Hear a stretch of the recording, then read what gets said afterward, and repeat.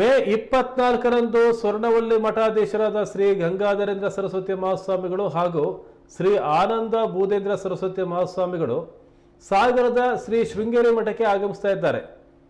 ಅಂದು ಸಾಗರದ ಗುರುಭಕ್ತರ ಸಮ್ಮುಖದಲ್ಲಿ ಗುರುವಂದನಾ ಕಾರ್ಯಕ್ರಮ ಹಮ್ಮಿಕೊಳ್ಳಲಾಗಿದೆ ಅಂತ ಶೃಂಗೇರಿ ಮಠದ ಧರ್ಮಾಧಿಕಾರಿ ಅಶ್ವಿನ್ ಕುಮಾರ್ ಅವರು ಮಾಧ್ಯಮಗಳಿಗೆ ಮಾಹಿತಿ ಕೊಟ್ಟರು.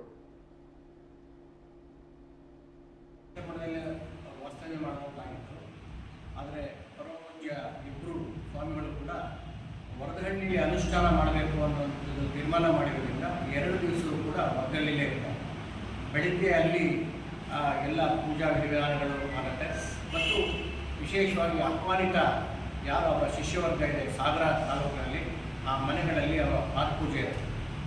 ಶಂಕರ ಮಠದಲ್ಲಿ ಸಂಖ್ಯೆ ಆದ ತಕ್ಷಣ ಮತ್ತೆ ಮಾರನೇ ದಿವಸ ಬೆಳಿಗ್ಗೆ ವರದಹಳ್ಳಿಯಲ್ಲಿ 25ನೇ ತಾರೀಕು ಬೆಳಗ್ಗೆಯಿಂದ ಮಧ್ಯಾಹ್ನ ತನಕ ಕೂಡ ಶ್ರೀಗಳ ಪೂಜೆ ಈ ವಿಧಿವಿಧಾನಗಳು ಧಾರ್ಮಿಕ ಕಾರ್ಯಕ್ರಮಗಳಾದ ನಂತರ ಮಧ್ಯಾಹ್ನ ಒಂದು 4 ಗಂಟೆಗೆ ಉಭಯ ಶ್ರೀಗಳು ಕೂಡ ಭಕ್ತಾನುಗಳ ಉದ್ದೇಶಿ ಒಂದು ಆಶೀರ್ವಚನ ಮಾಡಲಿದ್ದಾರೆ. ಹಾಗಾಗಿ ಈ ಎಲ್ಲ ಕಾರ್ಯಕ್ರಮದಲ್ಲೂ ತಾವೆಲ್ಲರೂ ಕೂಡ ಇರಬೇಕು.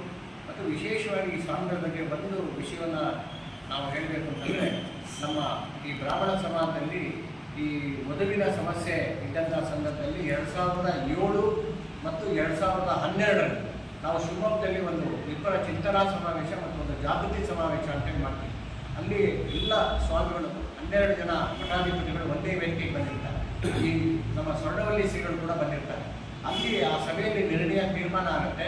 ನಾವು ಏನು ಉತ್ತರದಲ್ಲಿರ್ತಕ್ಕಂಥ ಅಲ್ಲಿಯ ಏನು ವಧುವಿದ್ದಾರೆ ಇಲ್ಲಿಗೆ ದಕ್ಷಿಣದಲ್ಲಿ ತರಬೇಕು, ಅಲ್ಲಿ ಸಮಸ್ಯೆಗಳಿದೆ, ಕೆಲವು ವಿವಾಹ ಆಗಲಿಕ್ಕೆ ವರದಕ್ಷಿಣೆ ಇತ್ಯಾದಿ ಸಮಸ್ಯೆಗಳಿದೆ, ಇಲ್ಲಿ ಆ ರೀತಿಯ ಸಮಸ್ಯೆ ಇಲ್ಲ, ಅದರಿಂದ ಉತ್ತರ ಮತ್ತು ದಕ್ಷಿಣದ ಸಂಬಂಧ ಮಾಡಬೇಕು ಅನ್ನೋ ಸಂದರ್ಭ ಬಂದಂಥ ಸಂದರ್ಭದಲ್ಲಿ ಪೂಜ್ಯ ಸ್ವರ್ಣವಲ್ಲಿ ಶ್ರೀಗಳು ಅದರ ಮುಂದಾಳತ್ವವನ್ನು ವಹಿಸಿಕೊಂಡು ಪ್ರಸ್ತುತ ಇವತ್ತಿಗೂ ಕೂಡ ಹಲವಾರು ಮದುವೆಗಳನ್ನು ಮಾಡಿಸಿದ್ದಾರೆ. ಅದು ಯಶಸ್ವಿಯಾಗಿದೆ ಅನ್ನೋದು ಕೂಡ ಈ ಸಂದರ್ಭದಲ್ಲಿ ಹೇಳ್ತಾ ಇದೆ.